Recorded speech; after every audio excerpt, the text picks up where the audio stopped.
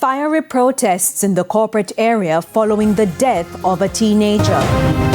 Good evening and welcome to Primetime News on air and online at onespotmedia.com, and a special welcome to viewers on TVJ International in the Cayman Islands. I'm Andrea Chisholm. Also this evening, 10 Cubans facing charges after illegal entry into Jamaica. And Don Anderson poll shows that opposition PNP is leading the governing JLP. We tell you by how much. There's also sports and weather in this newscast, so stay with us. Details right after this break.